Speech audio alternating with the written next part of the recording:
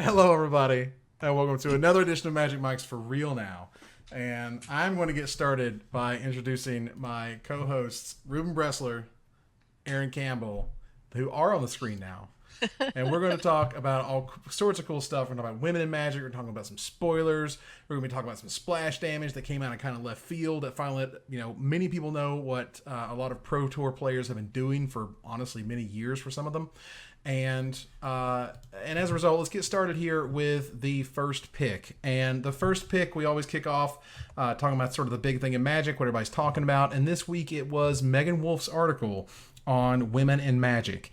And Aaron, I'll let you kind of kick us off in terms of like how you felt about the article. Was there anything you think could have been done better? What did you get out of it, and how well do you think it was done ultimately? I was really happy to see the article because I've been a big champion for women's issues and trying to get more women into Magic. I've been working with Lady Planeswalker Society. I have a podcast called The Girlfriend Bracket, which is devoted to women in Magic. And among our circles, SCG does have a little bit of a reputation as being a boys' club.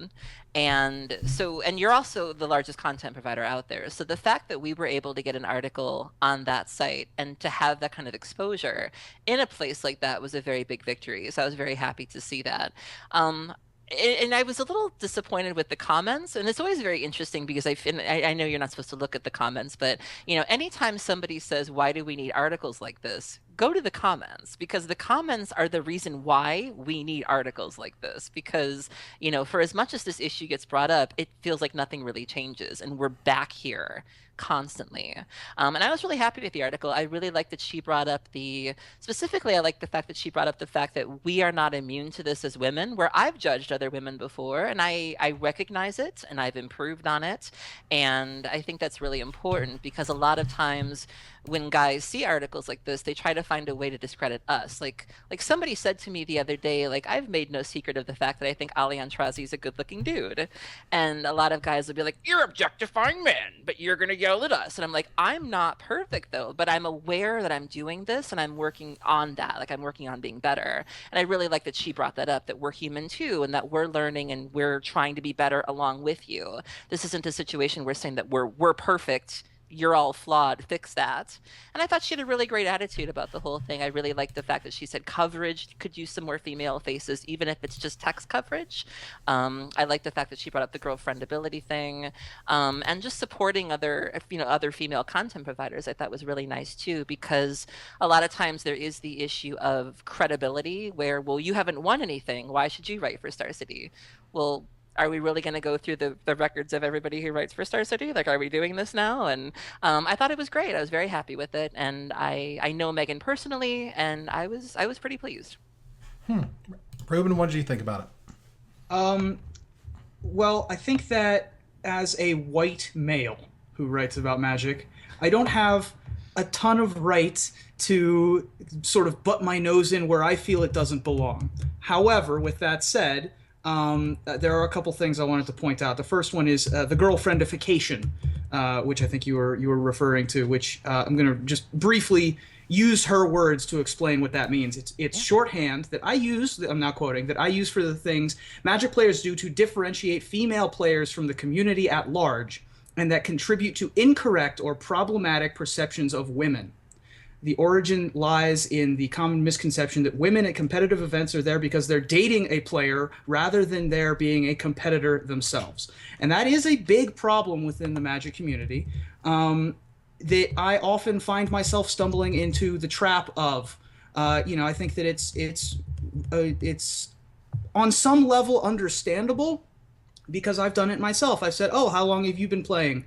Or who, questions that can be construed as patronizing or demeaning. To be fair, I do that with a lot of people. Pretty much everyone I sit across from, I say, "Oh, where are you from? How long you been playing Magic?" Especially if they have like a really old deck box or something that really tips me off as to, that the length of time that they've been playing is something that I should be bringing up.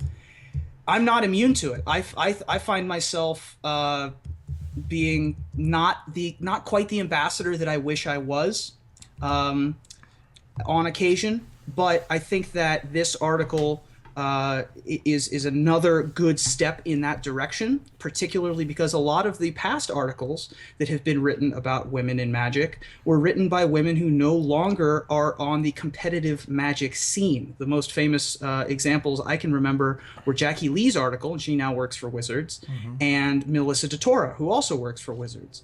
Those are it's wonderful that they are inside of the mothership now, creating the game that they love. Sure. But it has removed part of the competitive scene.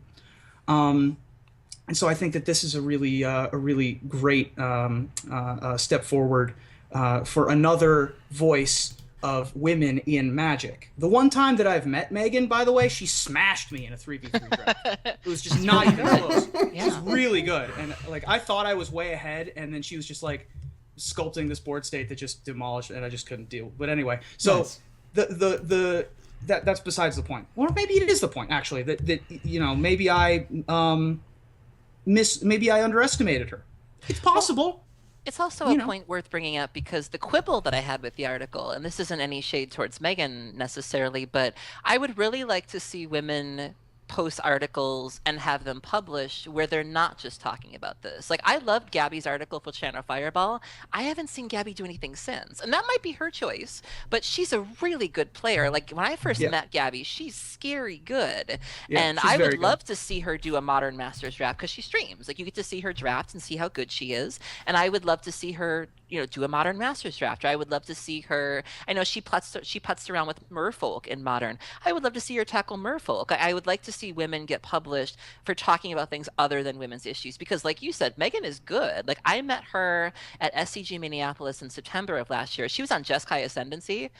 I can't pilot that deck, and I believe she didn't have much experience with it, and she played it like she'd been playing it for weeks, and she was very good at explaining it and walking her opponents through the combo, and I don't think that she gets enough credit for that, and I don't think that Gabby did either at that time, where she wrote this really dynamic article, and I think people maybe weren't able to look past that. So I would like to see these girls and these women get credit for being great players because they're scary good, and they're not just capable of writing about women's issues. Yeah, there's very few sort of role models, I think, for females in Magic, and I don't want to, and I feel like, you know, a lot of times, again, as sort of Ruben mentioned, like it's kind of difficult to put ourselves in those shoes, and we do a lot of things that we don't think are patronizing or don't think are talking down to people that can come across that way.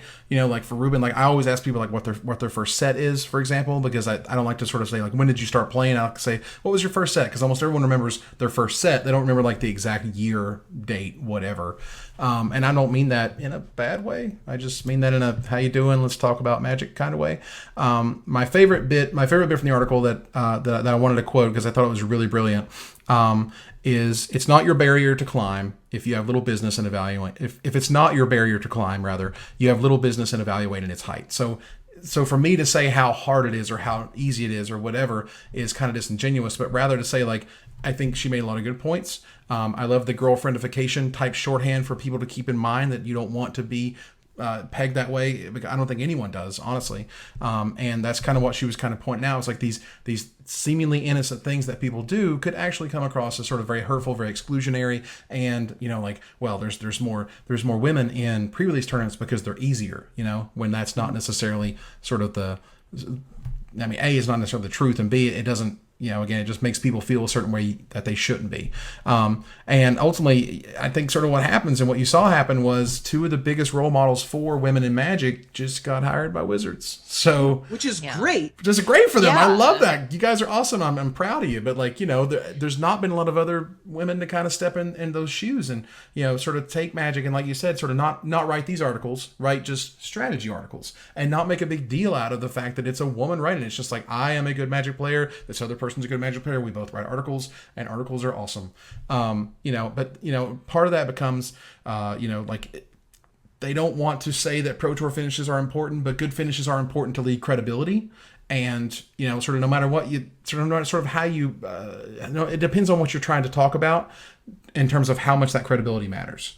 And, you know, there's different ways you can kind of dance around that issue. But ultimately, I mean, I thought she made her points very well.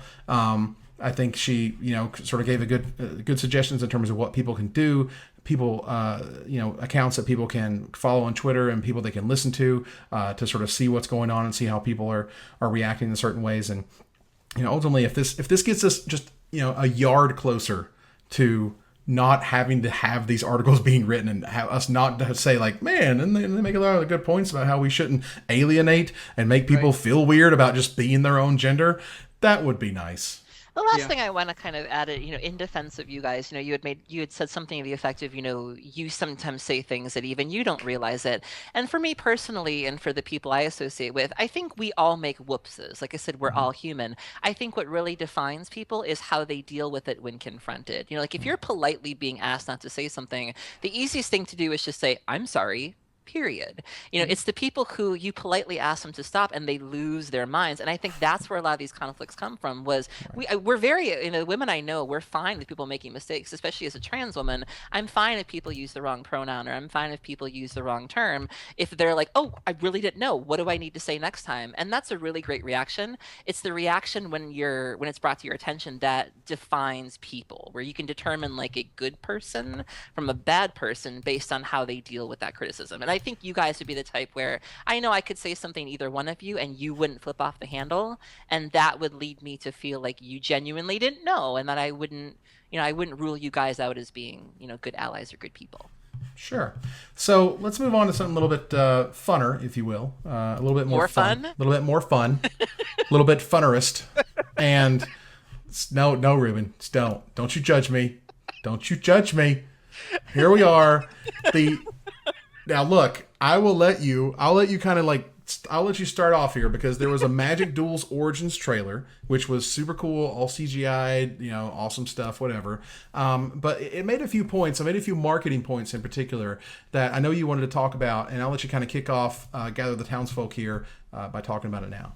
Sure. So the Magic Duels Origins trailer came out at E3, which I'm sure maybe 50% of Magic players really care about E3. The other 50% are like, that's a letter and a number. I don't know what that is. That's too nerdy for my blood. It's a different kind of nerdy. Like, I don't particularly pay very close attention to E3, which is a gaming convention in which a lot of the big games are announced or are released or stuff like that. The new Final Fantasy VII Remake was announced there. There's a bunch of stuff that happened. There's a new Lara Croft game that came out apparently or is coming out. But that's irrelevant to us. The big thing that came out was the Magic Duels Origins trailer came out. A couple of interesting things were in this, including a couple of the spoiled cards. They added a two-headed giant mode. But the thing that's most interesting to me, in this 2-minute video, they made very certain to make the following point. The following words came across the screen. Join 20 million players in the world's best strategy card game. Ooh. Which isn't wrong. Like, obviously, Magic is the best game ever. Sure. We all know that. Yeah. It's there's nothing that beats it. And there are 20 million players that play it, according to whatever stats they have. They wouldn't have just posted that if they were just picking a number out of a hat. What's interesting to me is that they went out of their way to say this in the Origins trailer. And I think that they did this for a couple of reasons. The 20 million player number is hugely relevant specifically because of Hearthstone. I think Hearthstone, every time they reach a milestone of players, 20 million, 15 million, 10 million, 30 million, I don't even know what number they're at now, they announce it on their website in a blog post. Right. They make a big deal out of it. They make a big deal out of it, and Hearthstone is a game that has the Blizzard engine behind it, and Blizzard is very, very good at advertising, and very, very good at getting their points across, and Magic wants the Hearthstone players that might be in attendance at E3 or might be watching a trailer for a sort of entry-level product like Duels, that, hey, Hearthstone's great, but we're the original. We're still the best, specifically the best strategy card game. That's a direct thumb in the nose of Hearthstone. That's like, meh.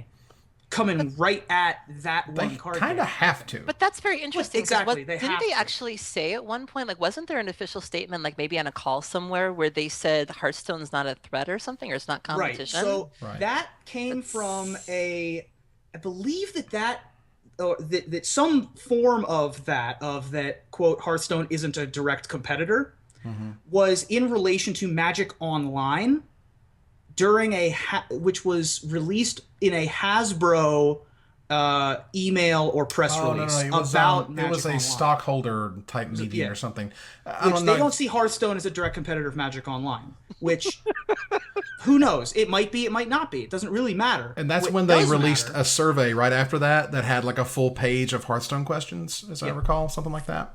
Yeah, I mean, they you know, the right hand doesn't know what the left hand is doing a lot of the time with Wizards, but that's not besides the point here. Right. I think that this specific quote keys into something in which that at least these people, the people that designed duels, the people that oversaw the creation of this trailer, know who their main opposition is at this point. And I just thought that was super interesting that they, you know, they're puffing their chests out.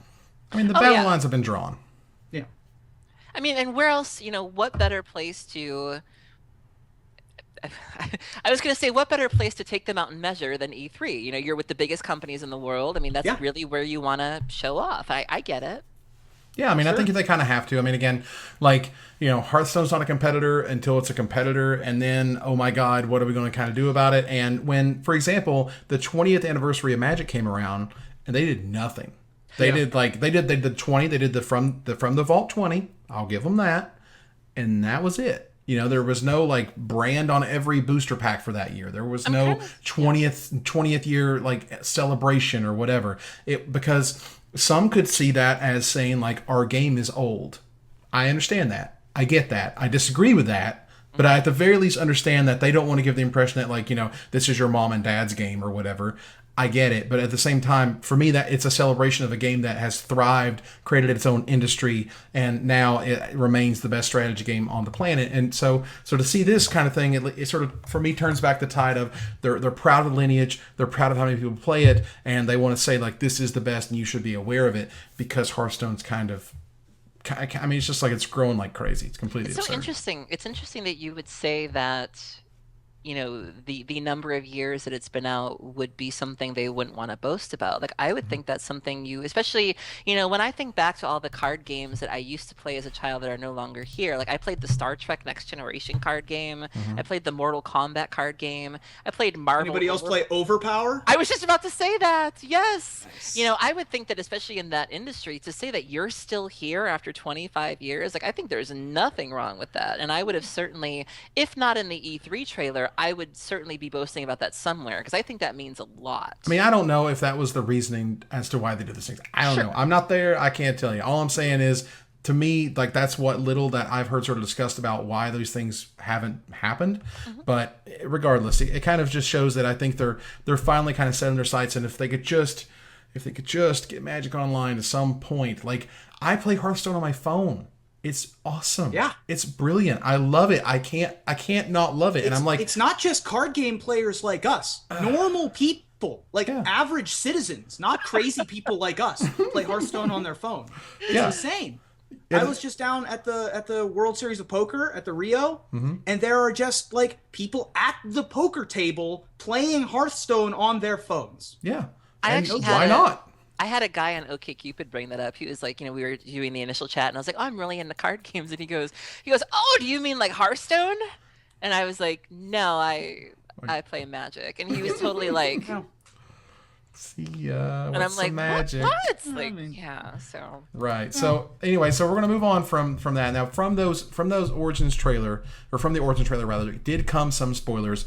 I love that all of the players, by the way, in the Reddit thread didn't care about any of what we just talked about. They were just like, OMG, new cards. Yeah, as they should be. That's all because they cared about. These cards are the best thing ever, and that's why we get to play this game, because they're way more exciting. And so those two red cards that we'll talk about here briefly. The first one is Chandra's Ignition, and I'm just saying, don't do it. It's fresh out the kitchen. I can't. That's what it does.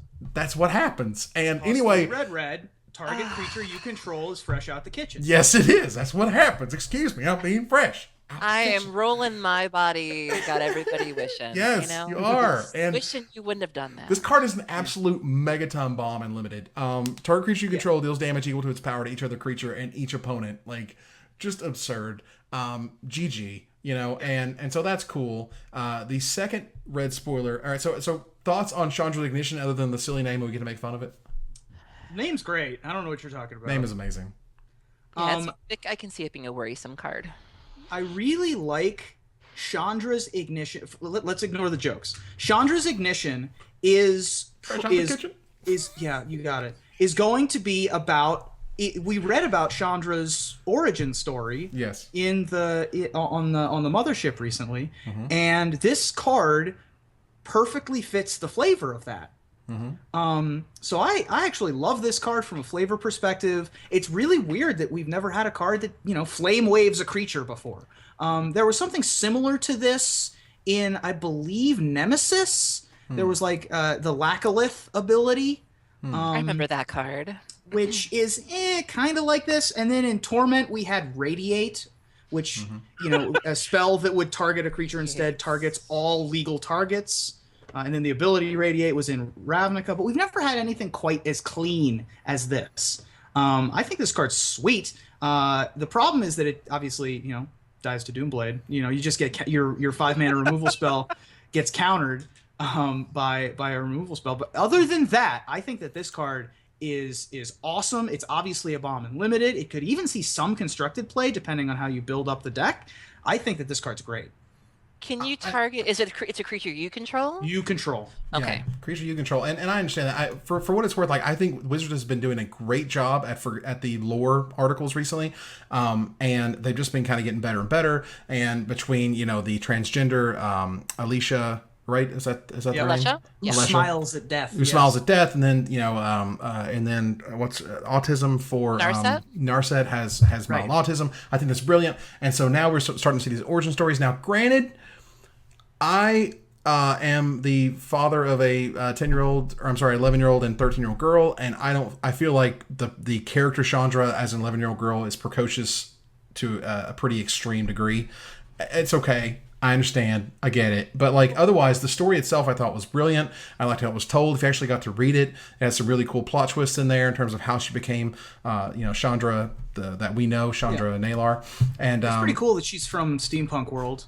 She's from there were some the Sky issues, City or whatever. There were some issues with that. I don't know if you saw on Twitter. Somebody wrote an open letter to Mark Rosewater and basically was talking about the colonialism behind it, where Chandra seems to exist in an Indian world. And it has the last name Nalar. And she looks like she fell out of Braveheart.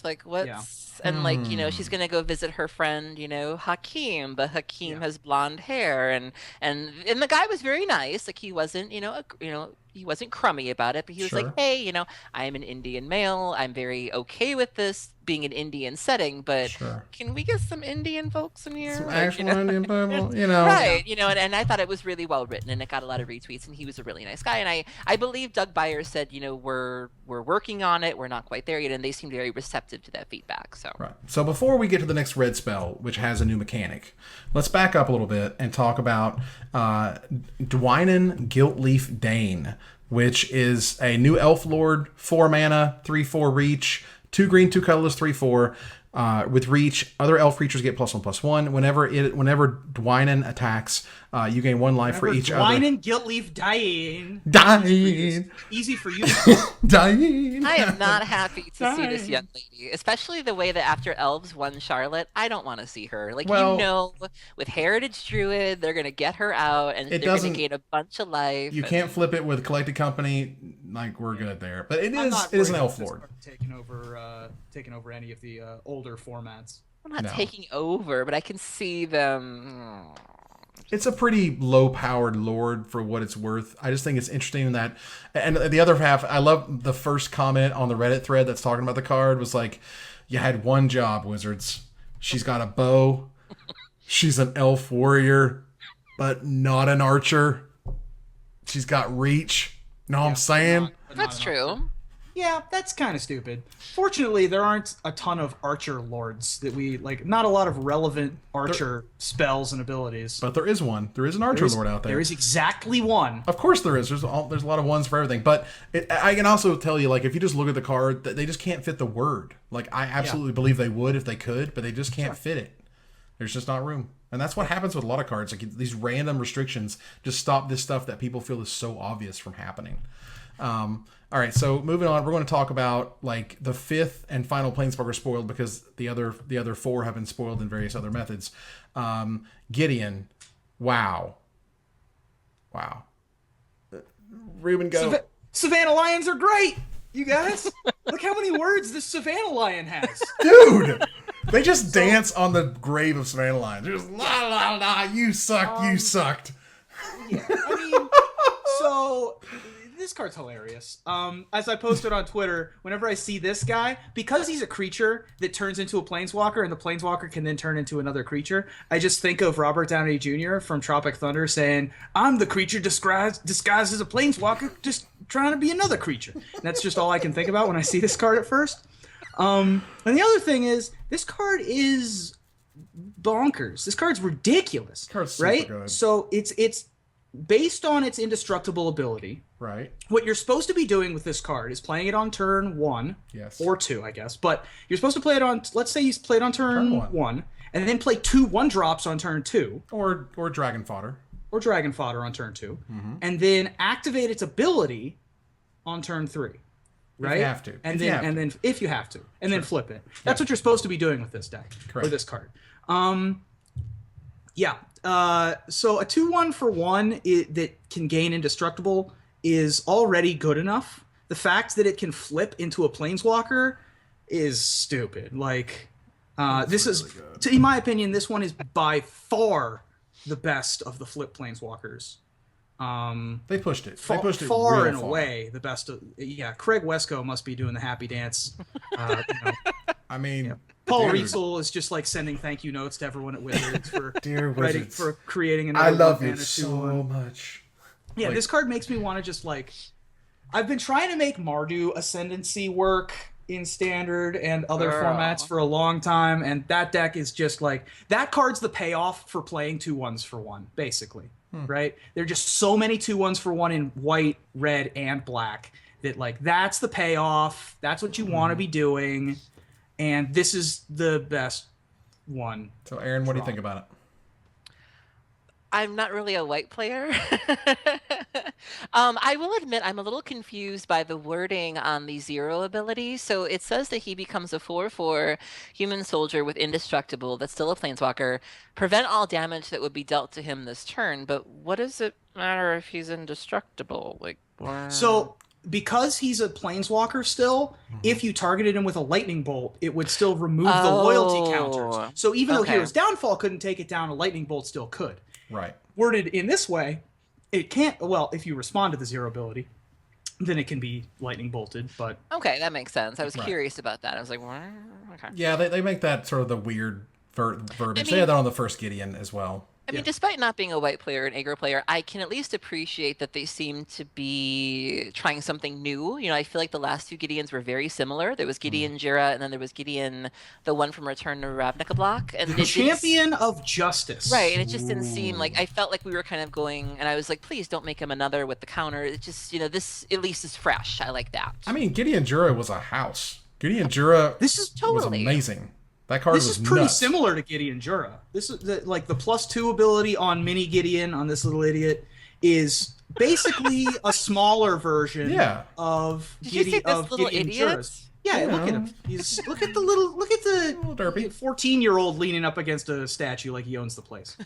So this guy, his +2 ability is similar to Gideon's. His 0 ability is similar to Gideon Jura's. Sorry. Gideon Battleforged is similar to Gideon Jura. Right. You can't have a destroy target tapped creature ability on this planeswalker, of course, so you can't really do that. But you can also let Gideon sort of helps one of your other creatures, giving him indestructible and untapping it. It's kind of cool.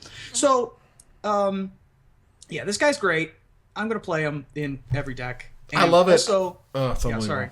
No, I think he's going to be like in everything. I think he's going to be in a lot of aggro decks. He's going to be in all the cubes. Like every cube now has to replace. There's just no reason to keep Savannah Lions if this guy exists. If that's like your choice, if that's where you're at this point.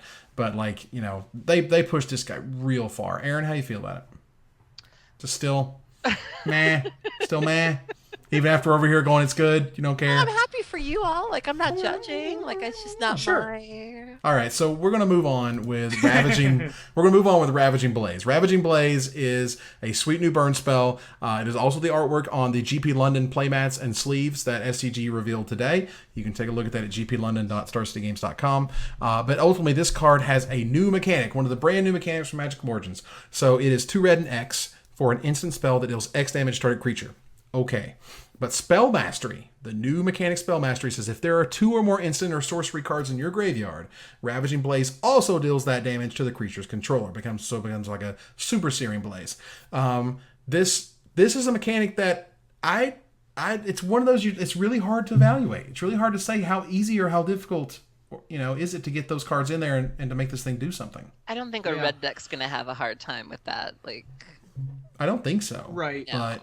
When you've got Dragon Fodders and Hordling Outbursts and, Stoke the Flames, of course, being able to quickly and easily go into players' graveyards, it seems like it's relatively easy to do it in Standard. Mm-hmm. Obviously, anything that makes Thought Scour better is, like, my favorite ever. And Phyrexian spells are obviously this card's best friend also.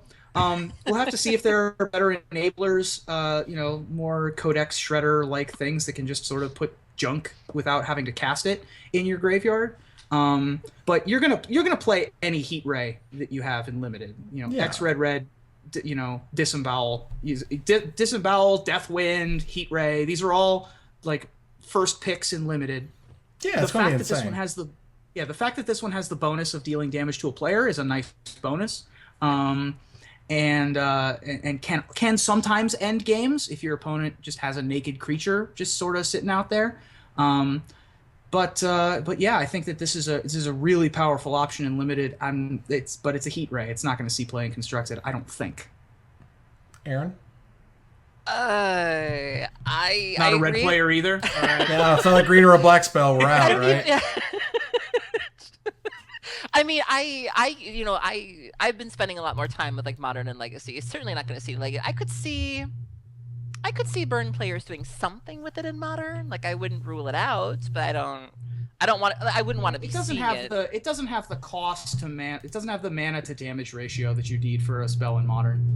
Yeah. So it's just a spell I don't want to see across the table from me. I'll put it at that. That makes sense. I'm definitely scared to see it. Like if I see you play that, my immediate reaction is, oh crap. I mean, I just think paying 5 mana for a Searing Blaze, if the mechanic's working.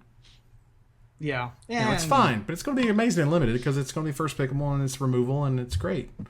Yeah. The ability Spell Mastery is super interesting to me. I'm interested to see if they only have it on red cards or if they try to extend it to all 5 colors or if it's specifically for a subset of colors like they did with the clans or if they did it with the guilds. If it's only on, let's say, red and blue spells because those are the 2 spell colors. And see what the other abilities are going to be. Look at target player's hand, draw a card. If you Spell Mastery, draw another card and then discard a card or something like that. I want a good one. I want a sick one. I want 2 blue and a colorless, peak, and if you have Spell Mastery, Time Walk. This is going to turn into like another. This is going to turn into another Delve situation, isn't it? Where they didn't test it for the older formats. And they're going to screw it up. It's going to be amazing. Possibly. Yeah, I think that Spell Mastery. Now, I think that the danger level of Spell Mastery is lower than Delve because Delve is a cost reduction mechanic, and anytime you reduce costs, and this is like a free kicker, things are going to happen. Which I understand. But exactly. This is just an added benefit. It's not. Right. It's not a crazy, zero cost, do a million things. This will still cost a lot, even though it gets to do 2 things. Yeah, so, I don't expect it to be pushed. I don't expect like a Time Walk Spell Mastery card or whatever, because, to me, whenever I see a mechanic just like Delve, or a card like Tarmogoyf, I've learned a long time ago that if just plain Magic turns this thing on, then they can't go too far with it, because at that point it usually becomes too good. The fact that Gurmag Angler is like a top tier aggro creature is just, it still blows my mind. I'm sorry, it just does. Yeah, card's great. It eats Tarmogoyfs.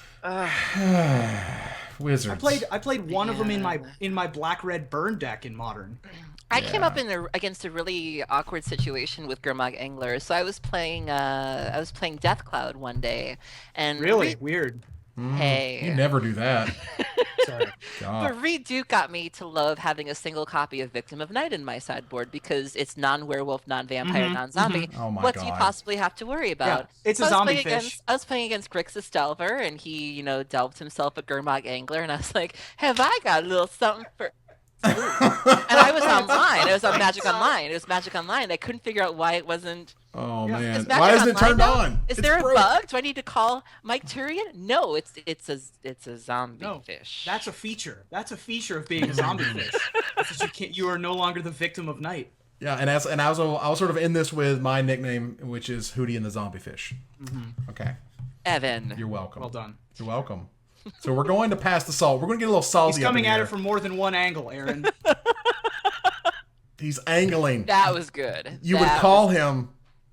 All right, an angler. All right, pass the salt. We're going to be talking about this week. We're talking about grabbing the pitchforks. All right, so there is a there's don't have any pitchforks here. dude, you got to find one, because we got to pick one up, because someone has to go.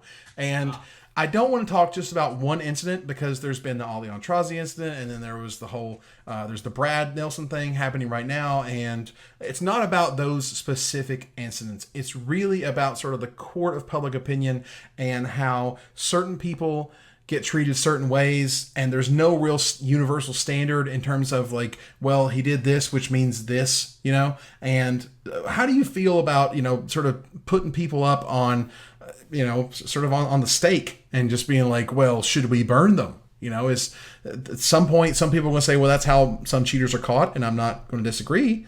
But the other half is it's how good people get kind of railroaded, and to that I can see that as well. Ruben, how do you feel about it? This is a tough issue, because I want everyone to be treated equally under the eyes of the law, and in this case, the law is the Magic Judge program and the rules of Magic the Gathering. I want everyone to be treated equally. Unfortunately, that we live in the real world where extenuating circumstances exist, and sometimes you can't do that. I think that there's another extenuating circumstance, specifically in the cases of players like Brad and Ollie, which is that, they have, they certainly have a lot more to lose than the average player by being accused of or found to have cheated. They have their livelihood, they have their, whatever articles or sponsorships that they have. So they certainly have a lot more to lose.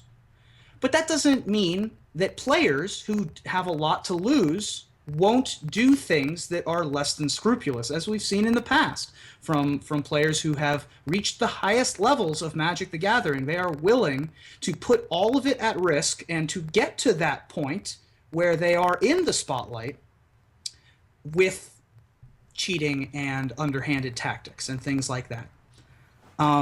In Brad's case specifically, and in Ollie's case specifically, I just can't imagine. There's no universe in which they did what they did on purpose. There's just no version of reality where that's the case. Sure. However, we still have to go after them in some sense. Not us, but in some sense they still have to be studied and looked at. Sure. Under the microscope, to make sure that they aren't being unscrupulous, trying to take advantage of the situation.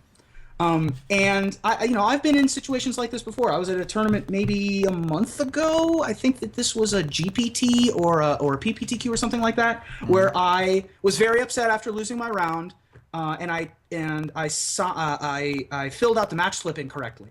I filled it out 2-1 in my favor instead of 2-1 in my opponent's favor. And my opponent was like, "Oh, you filled this out wrong." And then I was like, "Oh, and then I scribbled it out, put my initial on it, and then checked the drop mark because I'd forgotten to do that as well. later on, the judge comes up to me and says, "Hey, I know you wouldn't do this, but your opponent said that you filled out the thing wrong, and then when he told you to change it, you then dropped.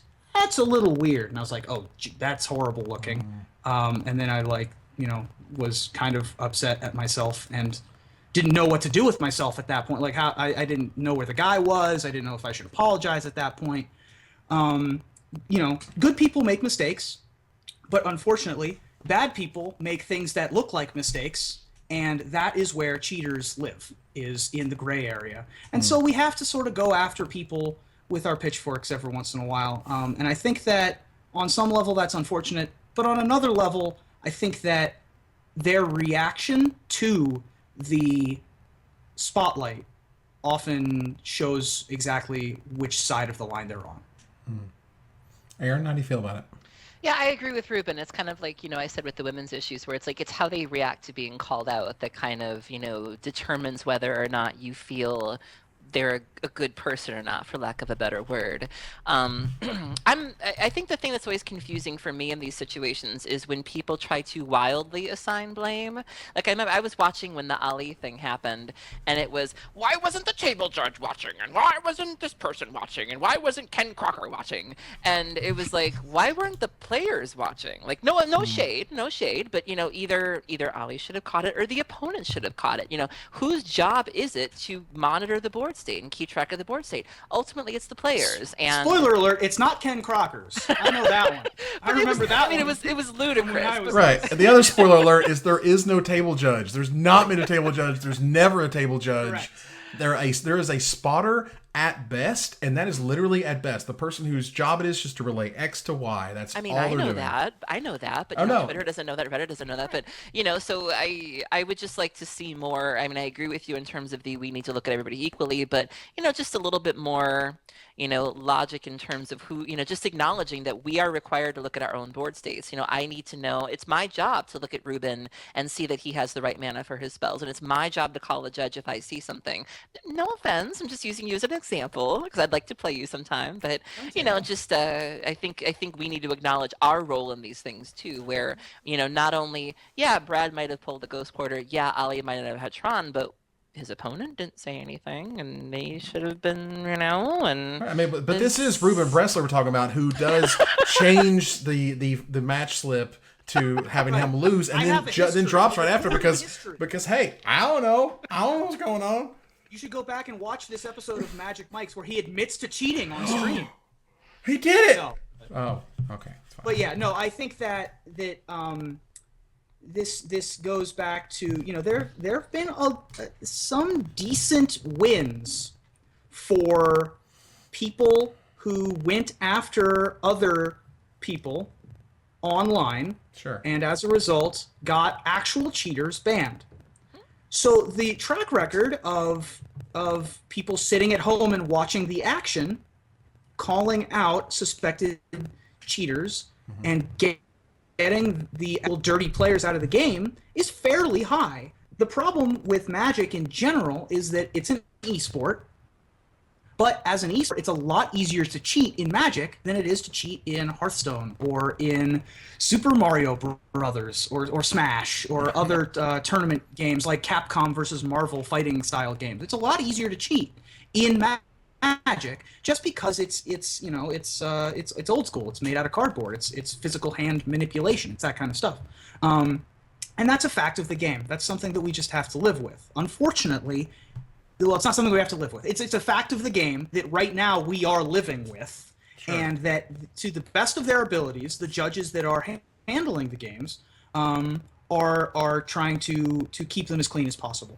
Sure. The other thing is that I wanted to mention as someone who deals a lot with on-camera matches is that a lot of the attention, and rightfully so, gets paid to on-camera matches, more so than off-camera matches. Sure. Because if you're sitting at home watching an event, you're not watching every event or every round or every match in a round. You're watching whatever the spotter chose or whatever the tournament organizer decides to put on camera. And so, but as a result, we tend to get slightly bigger names on camera, and as a result, we get slightly bigger names having mistakes on camera more often, and as a result, their names come up in these conversations more, which is good. It keeps them in check, but it's a bunch of checks and balances. You gotta weigh in your mind when you're watching the game at home as a viewer.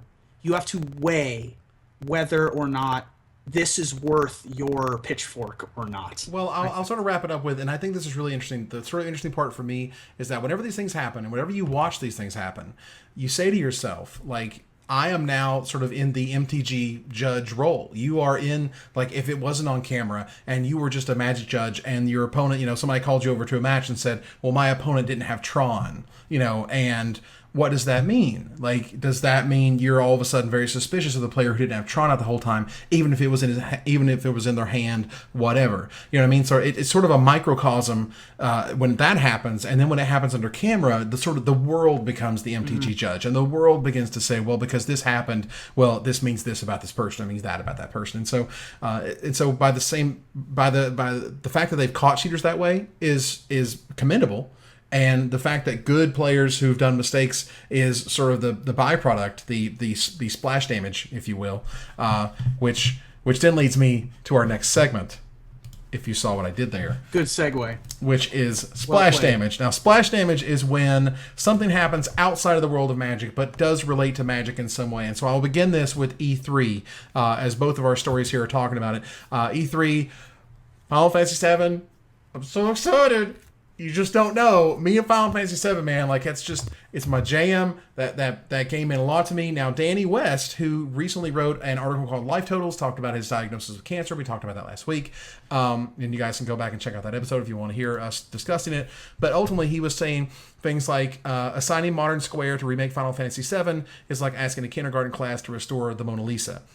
Remaking Final Fantasy VII is misguided. I don't need my Citizen Kane updated with CGI and color. Play new games, move on. Now, I think there is a little bit different. There's a big difference to me, at least, in terms of remaking films. Like, for example, when they remade Psycho, like literally shot for shot, was terrible. Yeah. And took all the life out of the movie and took all the excitement out of the movie because you've already had that type of experience. Now, for games, I think it's a little bit different because the interactivity of it, and not just the nostalgia, but also the sort of inherent goodness of the gameplay, and you don't really get gameplay out of a film, and it's hard to sort of put in zeros and ones and exact things like what actors bring to the table and what charisma and what chemistry does. But for games to be able to say this was how it was made, this is the situations it puts you in. We've put a new coat of paint on a machine that already works. Now, obviously, if they change a bunch of stuff about it, that's bad, but it gets worse from there, and I think that's important. But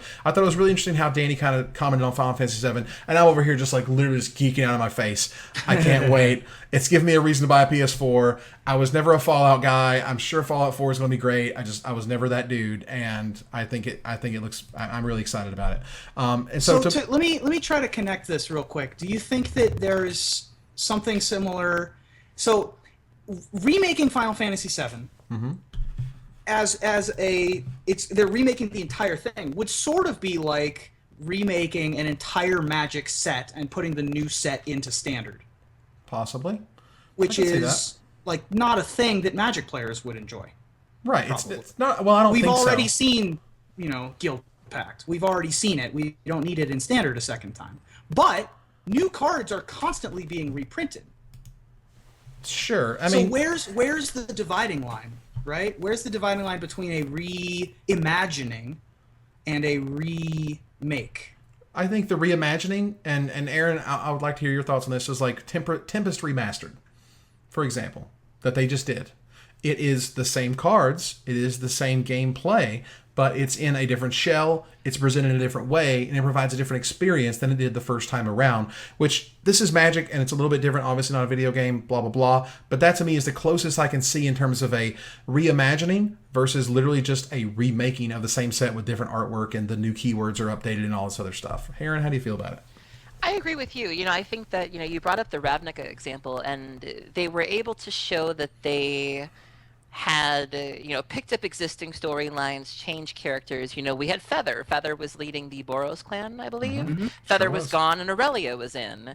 And then you had Momir Vig croaked. We replaced him with Zagana.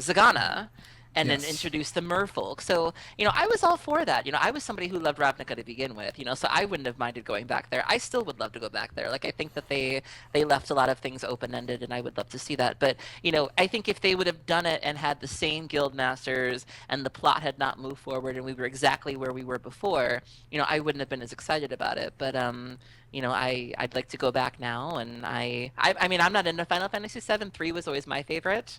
So I don't really care what they do with it. But... I mean, spoiler alert, they're definitely going back to Ravnica. Obviously. Come on now. Yeah. That cash cow isn't just wandering off into the pasture like that. They're coming back to that one. Specifically for the sets. I'm not old enough to remember Chronicles. Sure. But wasn't Chronicles like a card-for-card reprint? Yes. Yes. So I don't know. I was barely alive when Chronicles came out. I'm exaggerating, but I bought packs of Chronicles. Yes, I did too. I don't remember specifically how people reacted to Chronicles. Well, there was no limited game back then. There was no you would play sealed deck every once in a while with your starter deck, like an actual starter deck they used to have with 3 rares in it and a couple more packs, and that was pretty much it. So there was no drafting of Chronicles. There was no I'm re-experiencing Legends. It was literally just all this stuff costs a bunch of money. Here's it now costing a whole lot less money. High five, and that was pretty much that set. So it's difficult. You also argue that they're doing that with Modern Masters, basically.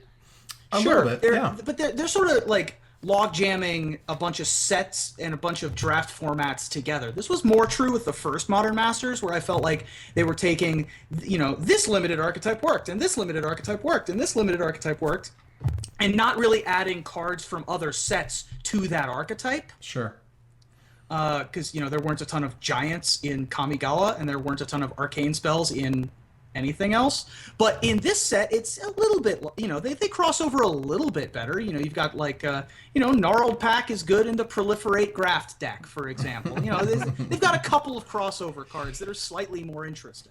Sure. It's less the case with Modern Masters 2, in my opinion. It is sort of a little bit of picking and choosing your favorite parts, but it's not a card for card remake of any one set. They try to make it interesting, and I give them that. So the other half of the splash damage was LSV and company, all the people at Direwolf, and this is Patrick Chapin, this is Matt Nash. I mean, there's a whole bunch of people who are very well known in Magic, are working on the Elder Scrolls Online CCG, and they just announced it. They didn't say anything about it. So literally anything I say beyond this point is just my pontification on the fact that they said there's an Elder Scrolls Online CCG. Is it an Orzhov pontification? Oh my god. I will say, this is my interpretation of this and this announcement this is the beginning of the Hearthstone-like games that are coming out that are going to, if not copy, be very similar to the build and the setup of a Hearthstone. They're playable on all platforms. They're easy to get into, but they have a very deep, complex sort of late game. They can have a tournament system that works, gives away big money, but you can still play it casually, and that's fine. There's a low barrier of entry. You don't have to pay a bunch of money to start playing it. It's free to play, but you add a few dollars in, you can have some really different experiences. And I'm hoping that all of the incredible amount of expertise that they have from the Magic community that's working in that building together in Denver is able to make this fantastic. And even if it just, even if you're cloning Hearthstone, it's okay if you're good at it. If what you're doing is fulfilling the fans' expectations of Elder Scrolls, if you're giving them a good experience, if it's fun gameplay, if you want to keep coming back and playing it, I mean, Hearthstone's got that. So you don't have to reinvent a wheel to make it awesome. But again, I have no idea how this thing works. I have no idea if that's how it's set up. I'm just thinking out loud. Once they said Elder Scrolls Online CCG from LSV and company, that's where I was. So, this could also be a Desperate Ravings for us, because this had quite the reaction when he was basically the only one that said anything, and he got 74 retweets and is approaching 200 favorites. Wow. This is he's got 40,000 followers, so it's you got to take it with a grain of salt because it's LSV and he's got 1 million followers. But right. Everyone's pretty excited about this, and with good reason. LSV and Patrick Chapin and Conley Woods is out there. Yeah. Brandon Nelson is out there. That's 4 GP champions off the bat. Right. or at least tournament champions. I don't know if half of them are Hall of Famers. I mean, exactly. And that's not the entire list of people that are working on this program or this project. So it's good to see that after 2.5 years of all these guys moved out to Denver, and we didn't really hear about what they're working on. They were finally able to tell us what they were working on. And to have something like Elder Scrolls, which has a big fan base to begin with, and combine it with these fabulous game designers and Magic players, it's probably going to be quite the good game. I actually don't know if they're great game designers. I don't know yet because I haven't played Elder Scrolls Online because it hasn't been released. We'll get to find out. Aaron, how do you feel about it? Go ahead. I'm always happy to see pros diversify their portfolios. I always kind of worry a little bit when I see these up and coming guys who don't who don't project their lives past Magic. They don't really understand that it could all end tomorrow. And when you ask them, like, well, what are you going to do after Magic? And they're like, I don't know. And so I really admire the way that Darwin Castle has turned, Star Realms into what it is, and he's working on another game. And, Kibbles has turned his whole empire into what he's doing, where he's like selling vitamin shakes now or whatever he's doing. God bless him. But, you saw him with that big thing of like granola bars or something. Oh, yeah. I can't be mad at him, but so I appreciate these guys who understand, how important it is to branch off into other projects and be known for other things. And LSV is already doing commentary, and he kills everything he does. So I'm always happy to see that. I'd like to see more pros try other things, or just have a backup plan.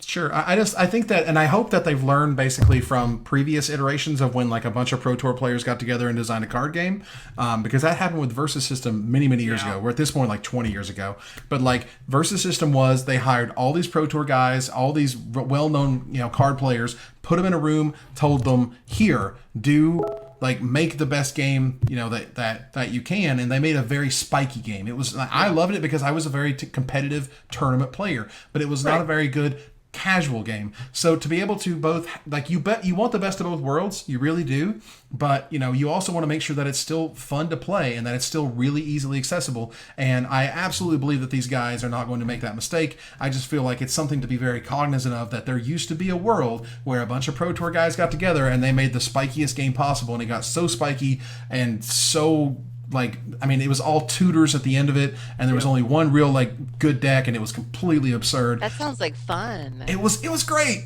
For those who like us. Yes. That's Callblade. That's the Callblade world. Yeah. Right? Where every game plays out exactly the same because everything shuffles your library, everything's a brainstorm, everything's a tutor, everything's a Stoneforge Mystic. So all the games play out exactly the same. And as Spikes, we love that. Yeah. But it's not great for the tournament scene. What you want is Jund. Old Jund. Cascade randomness Jund, because while we kind of hate that, right, as you're like, I don't know what I'm gonna hit with this random roulette wheel of a card, but it's the most powerful thing I can be doing in the format, so let's hope that I hit sevens the most, right? That's when people start playing Magic, is because if Jund's the best deck in the format, I have a chance against LSV, which isn't usually the case, certainly not the case in a Callblade mirror. And so I think that with what we've learned from Versus System, which, by the way, was an awesome game and a ton of fun, but also had some flaws and was early in Magic players moving to game design. I actually bought the recently released Versus System reprint thing they did last year at Gen Con. I bought that. I paid money for that because I enjoyed it. I mean, how much did you pay? It was like, I think it was $100, might have been $50. I think it was $50, and it had like a T-shirt, and I mean it had two like full decks in it, two full blown decks. One was I think X-Men, and the other was like the Brotherhood or something. But like it was cool and it was neat, but it wasn't what I was expecting, which was like a full reprint of the first Versus System card set, or 4x of each card from that, and that's fine. But ultimately, like, I've still been a fan of it. And go ahead, Ruben, continue. I was just going to say that this is sort of going in a slightly different direction, but I just wanted to mention that this announcement with LSV and company working on the Elder Scrolls Online collectible card game is just the latest in a long line of accomplished Magic players moving on in game design. And basically, if you can think of a big game, a Magic player is on staff working on it. Kibler, as we mentioned, was one of the pros who worked on Versus System. He's also come out with SoulForge. He was one of the original designers of the original World of Warcraft game that led to Hearthstone. Speaking of Hearthstone, former Magic designers like Mike Donay and Max McCall are on the Hearthstone design team. Yep. People like Ben Seck. Is it Max McCall? Yeah. He played Dredge with Richard Feldman. Sure, he was in Wizards R&D for a good long forever. while. Yeah. Ben Seck is at Disney Interactive. I know Steve Sadin works at gaming. Sure. Works in the gaming sphere. So if you're a professional Magic player, there's a better than average chance that at some point in your life you're going to move on to one of these game design companies, and you can find very few companies out there, especially in the collectible card game and trading card game world, without Magic players inside already. All right, so we're gonna have to wrap this up. We always wrap up each week with the finisher. The finisher this week, Ruben, why don't you go ahead and sort of introduce what we're doing this week? Sure. This was my idea for the finisher this week because I just wanted to dig at Evan a little bit with something that they've been doing at Star City, which is that Star City's latest combination adorable / truly absurd kitten-themed playmat is the newly released Magic Meowigins design, which you can see on StarCityGames.com and some other playmats coming near you. I'm sure it'll be a popular playmat item. So for you guys, what do you think, Evan? I know you probably know what the next adorable, ridiculous kitten is going to be, but if you had to come up with a new one, what's the next tiny kitten and medieval fantasy themed playmat that Star City Games will come out with next? All right, so I'll let Aaron go first, and then Ruben, and I'll close out. Go ahead. Yeah. So the first thing that came to mind for me is if we took Crater's claws and turned it into Crater's paws. So like you just had the lava pool, the lava cave, and there's a giant paw just coming out. Like I thought that would be kind of, and it's ferocious, and I'm totally in for that. Yeah. So. Like that, yeah. Ruben, what's your take? Like that. I believe that Jace the Post Scratcher will be coming out soon. Magic Meowigins is coming out. We have a looter on Jace already. I can't imagine that you can really get better than a little cat with a hood that's like sort of balancing some catnip in between its paws like this. Kibbles and bits or something. Or telepathy, so he's like levitating the catnip and it flows. Exactly. Yeah. I like that. So for those who are trying to figure out what we're talking about, you go to starcitygames.com/pre-release to figure out what it is, because for me, I gotta bring it back to me with, back behind me over here. I want to adjust the camera a little bit. Wrong way. I'm going to adjust the camera a bit. There's my token, which is an elemental token. I got that made a year or so ago. And anyway, as a result, I wanted to bring it to the Evan Perwin, if you will. Nice. So I'll make an Evan Perwin token, and that would be me with little kitty cat ears, because I need that. And because when you're Evan Perwin and you're Perwinning, as you do, hashtag still had all these kittens. That's me. That's how I'm rolling. Yes. You do have a pretty big litter. I can't. You do have a big litter. That's true. My favorite thing about that token is that Evan Irwin has power and toughness equal to. Yes. That's my favorite part of all of the tokens. Evan's power and toughness, it's like, if you have 10 or more Tom Ross tokens, you lose the game. Like, that you use the name of the person is my favorite. That's one of those Jerry little Thompson tweaks. is indestructible. Yeah, is that a play on you having a lot of kids? Is it the power and toughness is equal to the number of creatures you have? It actually, for me, it was more of a. It has a whole bunch of really cool meanings, at least for me. Like if it wasn't for my fan base, it wasn't for all the people who supported me for so many years, I wouldn't be where I am today. So that way I have the power and toughness equal to the people who are around me. In the actual image, in the actual token image, if you search for like Evan Irwin token or whatever on Google, you'll be able to see that. I have the three dudes seriously. I have the spectral procession over one shoulder. I've got the Warren Instigator on my other shoulder. Another like huge blow up for me that I got wrong. And in my arms, in my actual folded arms, right in here, you see Giant Solifuge, also known as Captain Tickles. And Captain Tickles, me and Captain Tickles, man, we went everywhere. Like that spider, I firmly believe, took me places that I had no idea I was able to go in this world, and I really appreciate it for what that spider has done for me. So yeah, I really want to see the Evan Perwin token. That would be yes. my I long love lost that. brother, Kevin Perwin. With ears. I need the little ears. I need the little triangular. Yeah, I need to have that happen. So that ends another episode of Magic Mics, and we're gonna go here to the outro screen. I really appreciate you guys joining us here live to discuss all things Magic. I want to thank my co-hosts Aaron Campbell and Ruben Bressler. You guys for watching, and hope you follow, like, tweet, favorite, share, and do all the things that are social that tells people that we exist. You can catch us online at twitch.tv/magicmics, at Twitter, on Twitter at magicmicscast, on Facebook at facebook.com/magicmics. Talk to us privately at magicmicspodcast@gmail.com. Follow the audio-only podcast at magicmicspodcast.libsyn.com, or join us here next week, same time, same place, for another episode of Magic Mics. Good night, everybody. Thanks for watching.